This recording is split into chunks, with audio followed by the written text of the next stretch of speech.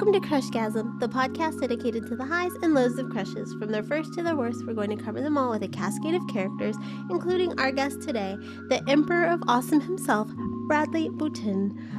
A husband, caring father, nerd, and all-around uplifter is here to talk about a lot of things. He's got podcasts like Pre-venge of the Nerds and the Fandemic, but also his children's book, Leveling Up My Awesome, and we'll also make time to talk about a crush on someone he had in the workplace. Bradley, how are you? I am doing fantastic. How are you doing tonight? I'm doing good. I just had a DiGiorno, a fancy dinner, so. Ooh. Do you know they make an ultimate cheese DiGiorno now? There's like stuffed cheese like underneath the crust along with the stuffed crust. Whoa, wow, that sounds intense. It's like $12, so I haven't tried it yet, but I can't spend that much for a frozen pizza. That's a lot for dang DiGiorno. So under the crust, like you put cheese down, put the crust, put more like sauce, cheese, like that. Yeah. Wow. So it's like a stuffed crust, but then under the crust as well. I'm gonna have to look for. I probably $12 is steep. I could go to like Pizza Hut for that, but yeah, I'm gonna like look for the box because that sounds crazy. Yeah, it is. So we're gonna talk about this coworker crush. It's the first one we've had come through, so woo, yay! And I feel like we have so much to talk about, but we're gonna kick this off with just liking a coworker. Looking back, you were 25 when this crush on Rose occurred, but I have to imagine that, like as a teen with one of your first jobs, there was at least somebody you liked that you worked with, or was that like just in my head with all the teen movies I've watched? Oh yeah, there was many people, but back then I was more interested in a lot of other things more than that. But my biggest in my spin is I was the boss and she was an insubordinate. I was in this situation. So.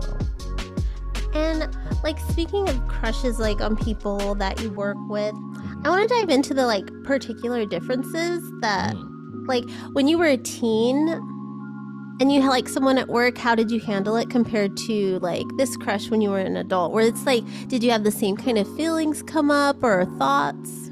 Oh yeah, so I was believe it or not, I was really shy when I was in high school, and so I kept all my feelings pretty much to myself. It wasn't until I went off to the military that I really discovered, like, yeah, it's okay to ask a girl out, you know.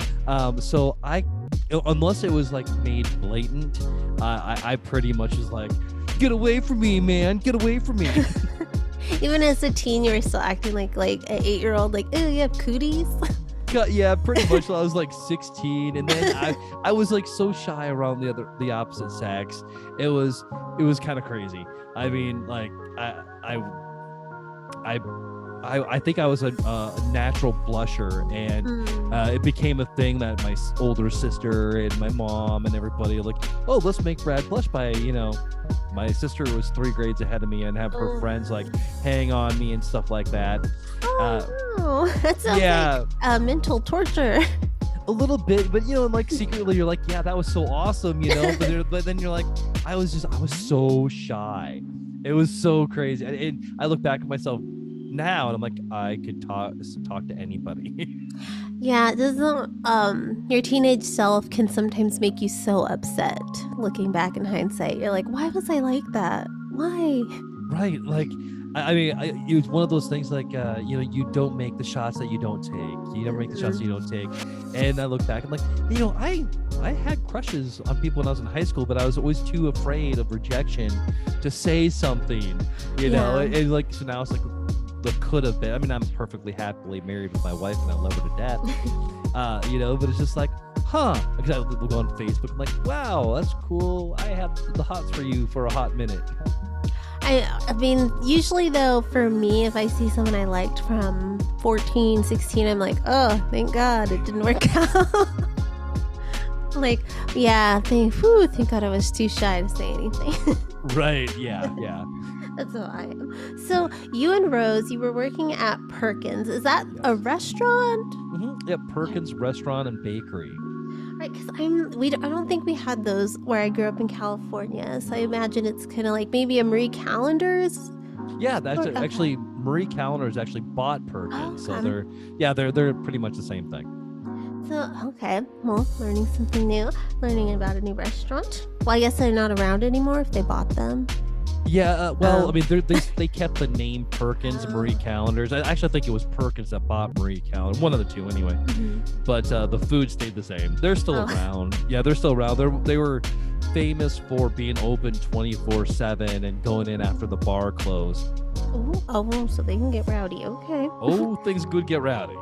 So, how long after meeting Rose did you notice you liked her more than just a casual workplace acquaintance? It was pretty quick. I remember I had come out of my shell by this time. I knew she was hot, and I talked to, like, my brother worked with me and some other friends from the workplace. I made my intentions pretty clear. Like, oh my gosh, man, like, she's hot. I think she was actually married when I first met her too. So it was never like, okay, I'm not gonna ask her out or anything. She had married. I think she had a one or two kids at the time as well. But I was never going to approach. But then she got a divorce, and then, like, the stars started to line up, and you're like, oh, well, I'm still her boss.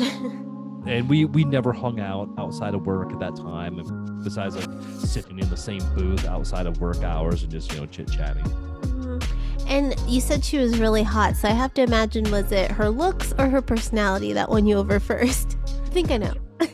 Yeah, so looks was right away. It was one of those damn kind of moments, and then she was an awesome worker too. So I mean, like, always coming in, staying late, and she was like the best server, and she worked the overnight shift, and I usually worked, like, from 5 to 3 o'clock in the morning, and she'd work 10 p.m. to 6 a.m. So there was a lot of nights where we worked a lot together, and then I would stay and help her, with whatever she needed to do so she could get out right on time.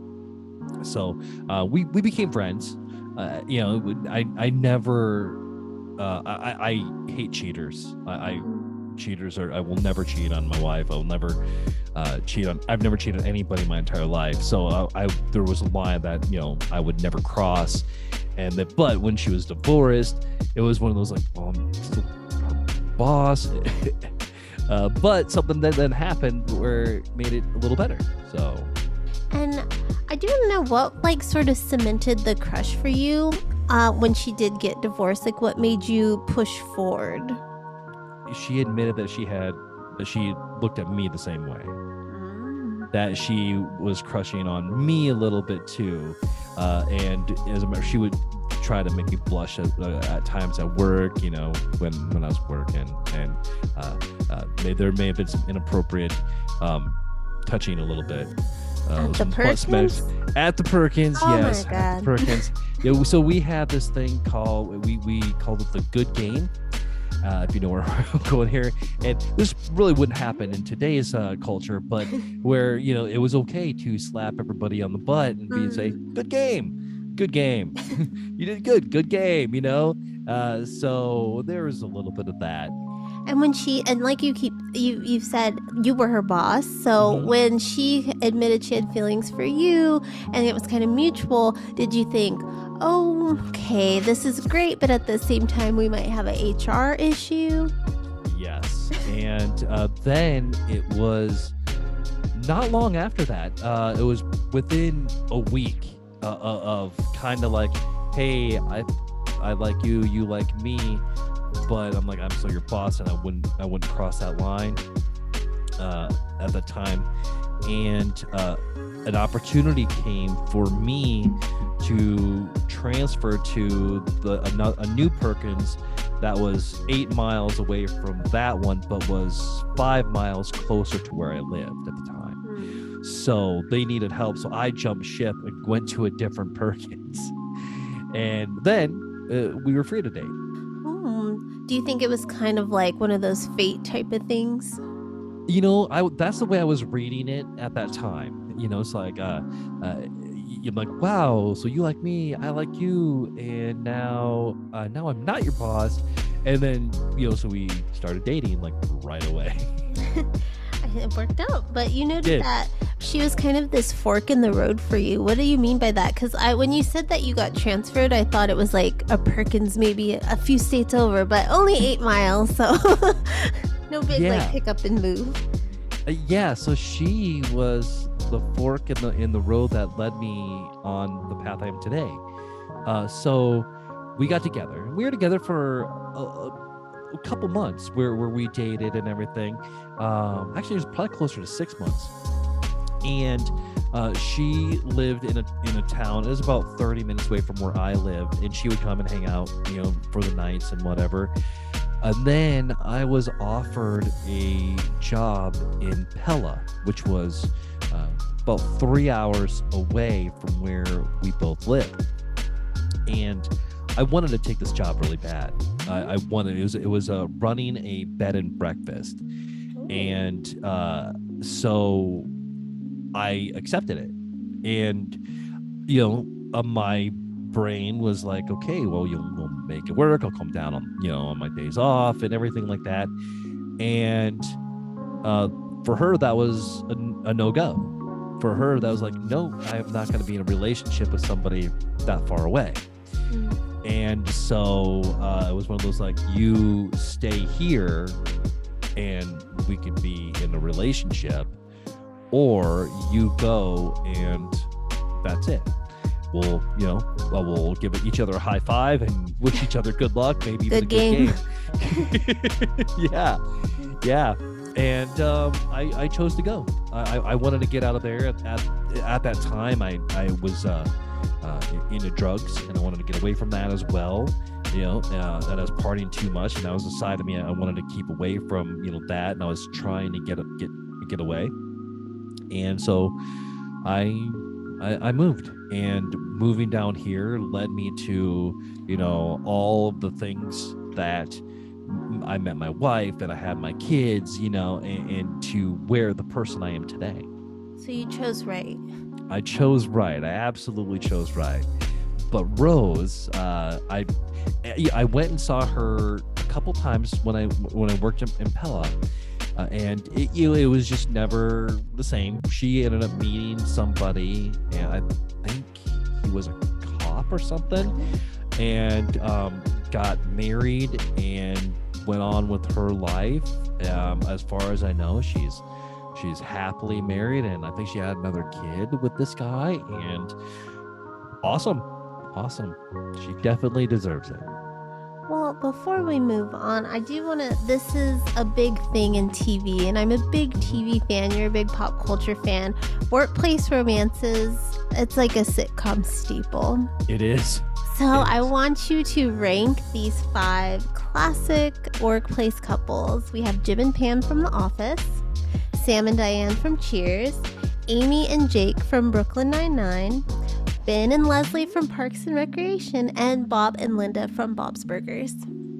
Ooh, okay. So like 1 to 5. So who's my 5 favorite? to 4. 5 to 4. We'll go backwards. So the least to best.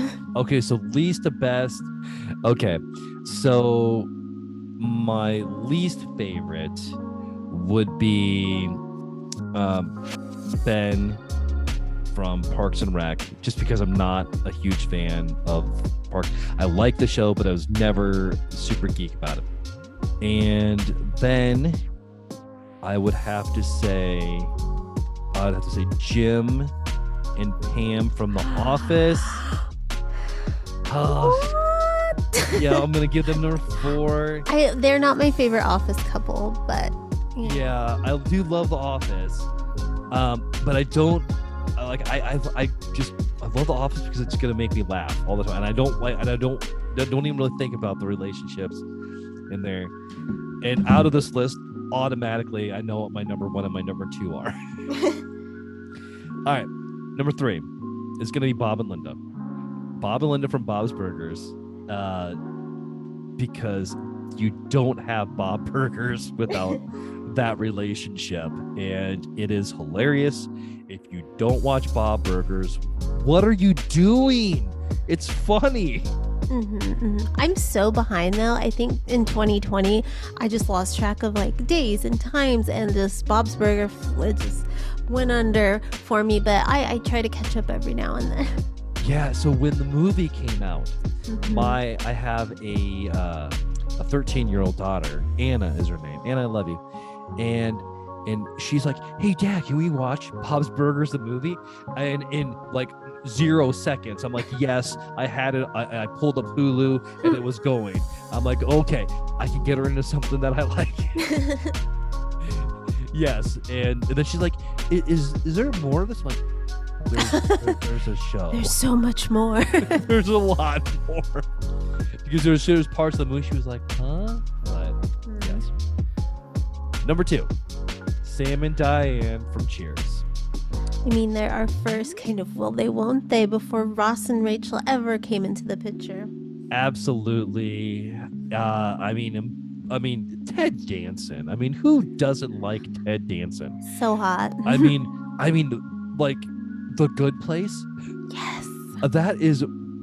I for some reason I guess I didn't know what that show was. Until like earlier this year, and I binged the entire thing in like 2 weeks. That is like one. It's so good. The season finale of the first season, where she finds out and she realizes it's the bad. It's perfection. Right. And the ending, I was bawling. Oh. Me too. I wasn't bawling, but there was definitely a tear stream in my eyes, because that is probably one of the best shows in the last 25 years. Oh my gosh, so amazing. I love shows that can do something new, and you don't know the entire show from episode 1. Like Quantum Leap. Quantum Leap. I watched the first 2 new episodes. I'm like, it's the same thing. Yeah, The Good Place definitely brought us something new and interesting, and it made you think really deep sometimes. Right? Yeah. Right. Like, what is my purpose? Am I going to the good place or the bad? Yeah, I mean, it was like at least every other episode, you were getting a mind blown, and you're like, that's deep. And man, it was just well done. Man, Kristen Bell, Ted Danson, and Ted Danson like was the star. I mean, as that man, I there was times that I'm like, is Sam and Dean Winchester going to show up for Ted Danson? Bro, that would have been a cool kind of crossover. That would have been amazing. Well, and then now there's the supernatural prequel, The Winchesters, and I haven't watched it yet.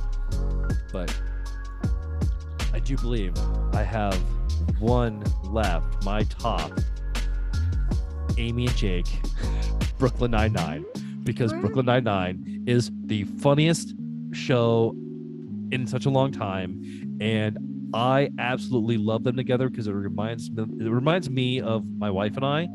My wife is an accountant, and so she is like, the numbers, and she doesn't care about Star Wars and half of the fun, the nerdy stuff I do.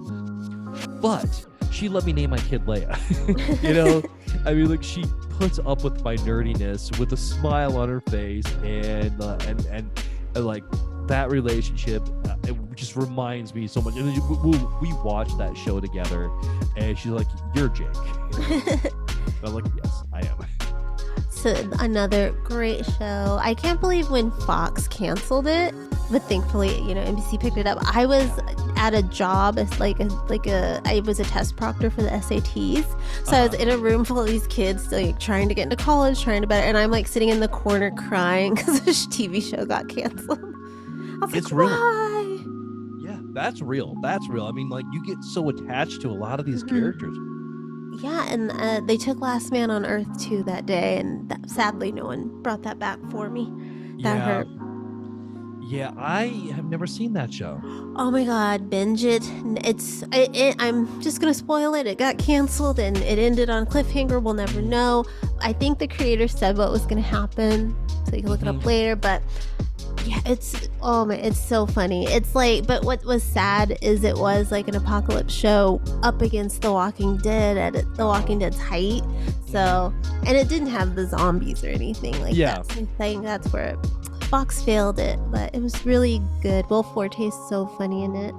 Is it streaming anywhere? I think it's probably on Hulu, if I had to guess, because they usually got on Fox shows. I hope it's there. It needs to be somewhere. It's only 4 seasons, but so good.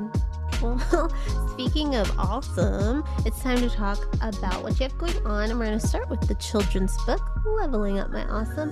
And this was something that I thought was really sweet because my dad is in his like 80s now, but he still has memories of like me handing him books to read. So I think it's like really cool that you were inspired by your daughters to do a book like this. Plus, it's something I think they can like hand down generation to generation. So that's kind of cute, right? Yes. Good. I was gonna say, what sort of timeline from when you got the idea to actually publishing it? Like, what was that like? It was about 1.5 years. Well, I take that back. No, it was probably closer to a year. And for this one, I've written like 4 or 5. I think I got 5 kids books ready to go. I just need to illustrate them and get them produced. And with Leveling Up My Awesome, I drove by my kid's school at lunch one day, and she was just walking by the fence by herself, and it broke my heart. I went home and I wrote the entire book in probably 25 minutes.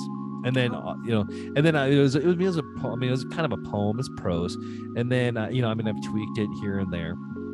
And then I am not an illustrator. I suck at drawing. So then I was like, okay, well, I really want to make this work. So I was looking for somebody to illustrate.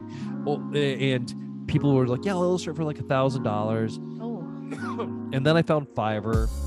And then I could have got done for like 120 on Fiverr. And I'm like, well, I don't even really want to spend that at this time.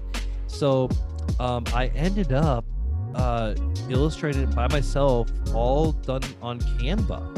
And I wanted, from the get-go, I wanted to keep it simple because I wanted it to be more like, I didn't want the pictures to take away from what it was actually saying. Mm-hmm. So, I mean, I'm like, this can work. So I tried a couple different ways and I got it. I'm like, okay, this is pretty awesome. I like this a lot. And I ended up publishing it with Amazon KDP. And that whole process I thought was going to take weeks, ended up taking days. So from the time that I had the book completed, and then I had enough know-how, I was able to format it to get ready with their dimensions and everything. I entered it there, and pretty much within 2 days, like, I got the email like, your book is on Amazon. I'm like, whoa, yes. Wow. Yeah, it was awesome. And it was cool because it was the same day that I started my new job that I'm currently working now. So it's July 29th, and I had to like do an author page and all that kind of stuff. And I remember like I thinking I was going to be late to my first day on my new job because I was trying to get this all done. Oh, like, were you late? I was not. Okay. Start off on the wrong foot. Might not have that job today. Right, exactly. And the book is really inspirational, and I feel like that's very much the genre of a lot of kids' books today. Like, I think of Cat in the Hat, and that wasn't like motivating me, to be my best self when I was little, Mm-hmm. So why do you think kids' books have made that switch from just like nonsensical, charming to being like book fair staples that can like turn into mental motivation? I think that nobody wants the story anymore, because they can go to YouTube and get the story, and the Cat in the Hat or any of that. But really believe that just from my kids, that kids need to be motivated into positivity, and there's so many kids out there that don't have anything positive for them, or so many kids that now they're like, oh, I can't do it, somebody's better than me. And no, I mean, like, you are perfectly fine, you are awesome, and really just try to figure out some type of way that you can read Cat in the Hat, that's great, but you can read my book in 2 minutes and you're gonna come off feeling with a smile on your face. And if that happens, then I succeeded. So anytime someone comes on this show and has more than one podcast, I'm like, how?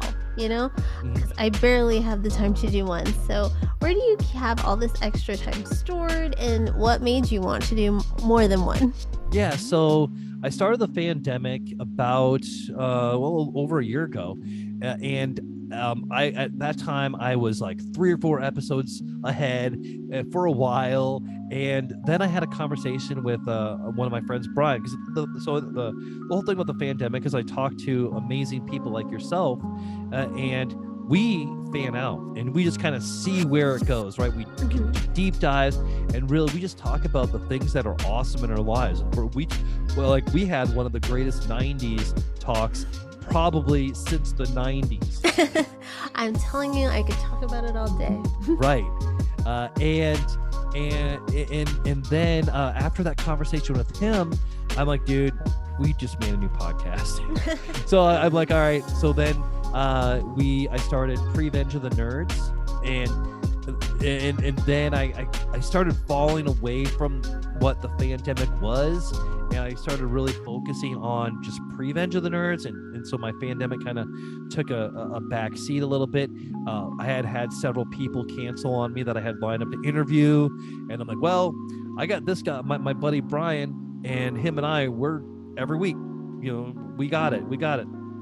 And then I was like, man, I really wanted to get back with the Fandemic, and so in the last few months I've been really pushing on that, and still doing the Pre-venge. I am really figuring out. Right now I'm really good at just doing the stuff and not planning. And I definitely need to plan things out a lot more, with the website and all that. Because right now it's like, oh, hey, I got a guest, we get this. But now that I'm starting to get them back every week, I can definitely feel I'm getting all my viewers back. And since you talk about like pop culture on both and franchises and everything, I want to get a little controversial and ask you, what franchise do you not necessarily hate, but just don't understand? Ooh, that is a great question. What franchise that I don't really understand? Probably Attack on Titan. I don't know. That's one that pops in my head, I guess, first. Attack on Titan. I watched it, but I've never. I don't get it. It's cool, but I just don't get it. Mine would be Twilight.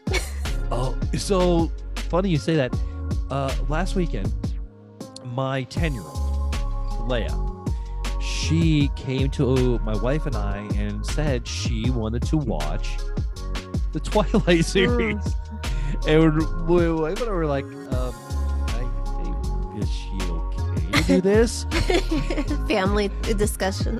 Yeah, I'm like, well, I mean, I guess there's worse things she could watch, but I mean, she could just ask to watch Star Wars. I mean, that's better. Yeah, I'd be like, I don't know, hon. I don't know if you're ready. If you're ready for that. I'll tell you what, if you like Twilight, then you're really gonna love the Batman. Yeah, for sure. Or she might go the other way and like all his like serious like indie artsy movies. Right. Oh, also, You. The show. The show You. it's good, but like my wife just absolutely loves it, and I like it too, but it's just entertaining to me, and I laugh at parts where my wife's like, I don't think you're supposed to be laughing on here. I'm like, oh. Yeah, I mean, it seems like a wild show. Every time it premieres, I see all the tweets about it, and I'm like, what is going on with this show? It sounds that and Bridgerton. I don't know what goes on there, but it's popping. So I do want to know, before we wrap this up, what's coming up on both of your shows on your end? In the later half of the year, are you doing like any holiday specials? Yes, I am gonna do. Pre-venge of the Nerds, we always do our best of the favorites of the year at the end of the year. It's the last episode of 2022. We'll do our list. So the last few episodes, we'll do our favorite movies, favorite TV shows, all that. We kind of rank them. It'll be fun. And I'm actually working on a couple of interviews. I'm talking to a comic book writer from Minnesota that I'm trying to get on. I just made initial contact, so I'm keeping my fingers crossed. And some of the bigger people in the company that I work for, I'm hoping I can get on as well. Also, I'm doing live action Clue in my theater coming up here this next month. Uno tournaments, so that's all kind of keeping me busy as well. Ranking favorites is hard because you have to think back over the year. I do that. I try to keep notes. Do you do that? I absolutely do. Yep. So you're like, what did happen in January? Right, and I think as of right now, my favorite TV show of 2022 is Peacemaker. Oh my God! I need to write that down real quick because I totally was making my list. Yep. And I'm going to put that. Thank you. Oh my gosh, so good. There are so many things about that should not have worked, and it worked just beautifully. I mean, see, there's where DC is doing something good. Exactly. Yes. Do more shows. Just give it all to James Gunn. Yeah. Right. Yes. He knows what to do. Yeah. And you know what? Sometimes the best stories are told with the people that you wouldn't think they are, you know? And who knew John Cena? Who knew? Oh my gosh, yes. The whole cast is great. I really like, who's the one guy? Robert Patrick? The guy who's like, you don't see him? Oh, who's like in love with Peacemaker or something. Oh yeah, the Vigilante. Vigilante. Yes. He's like the best one. He is. Now, Vigilantes actually was on the Arrow show. Oh, I think I must have pieced out before. You probably did. Yeah, it was when they were like, they just took a bunch of DC characters on a dartboard and threw a dart, and then that's what they're gonna. All right, so let's see here. The villain for this season is gonna be Prometheus. Okay, and then we're gonna let's see here, another dart, and we're gonna bring in a new hero. Ooh, it's gonna be Vigilante. And then we got Chase, what's his name? Chase something. Anyway, they land on the same name for both of them. Oh, hey, that'd be a good twist. Adrian Chase. I knew it was there. Yeah, that show, Arrow got a little too wild for me. Yeah, I was like, okay, we've lost. I mean, it's already a crazy show, but they went above and beyond. I was like, oh, okay, I gotta step out. But I was surprised I liked it. I was like obsessed. Arrow was really good. I mean, Green Arrow is one of my all-time favorite superheroes. I just wish we should have got the Van Dyke, and he needed to get more. He needed to get funnier because Green Arrow does a lot of quips. He likes to talk. He likes to talk smack, you know. And what CW did is they couldn't get Batman, so they just made Green Arrow Batman. Yeah, they're like, this rich guy. He's gonna fight crime. He's cool. And he's handsome. Yep, and he can do the whole salmon ladder thing. Like the pull-ups? Yeah, Yeah. Yep. Oh yeah. Oh, I forgot that part of the intros. Yeah, that was a good part. Yep. Yes, Stephen Amell. Wow. Yeah, I went to Paley Fest one year and they did all the Arrow or the DC shows, and Kevin Smith moderated, and it was really good. Really good. I love Kevin Smith. He's such a big fan of all the shows too, and the moderators, for anyone who's ever been to Paley Fest, they can get some people who are very LA, very just, I'm doing this for my reel, and they don't watch the show. You can tell they don't, but this, Kevin Smith was so invested that it was a good panel. I love people like Kevin Smith and Sam Witwer are the two that pop into my head. Sam Witwer is just one of those guys that I would love to just play a game with you or high five and just be like everything that you've done. I mean, Sam Witwer was, if you remember the very first episode of The Walking Dead in black and white, he was the soldier that was in the tank. Oh, okay.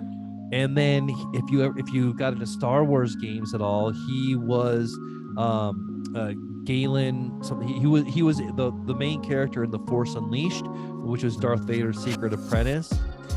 And then Sam Witwer went on and he voiced Darth Maul and the Emperor in the Clone Wars. And then he's been in a bunch of TV shows. He was in one that was on Sci-Fi where he played a vampire, and I can't think of it. But it was a vampire, a werewolf, and a ghost all lived in the same house, and I can't. Oh, yeah.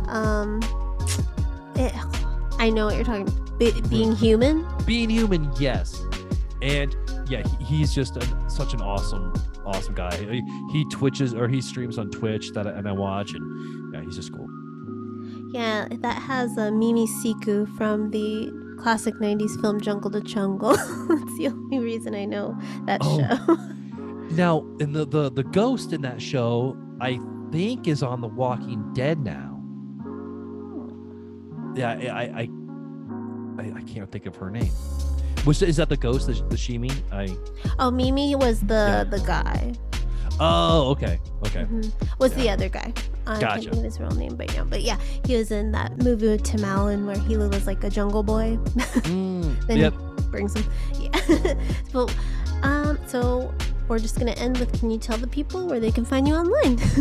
Yes. You can find me on anchor.fm/the Fandemic or anchor.fm/PVOTN for Pre-venge of the Nerds. Also look at my book, Level Up My Awesome, and at Amazon.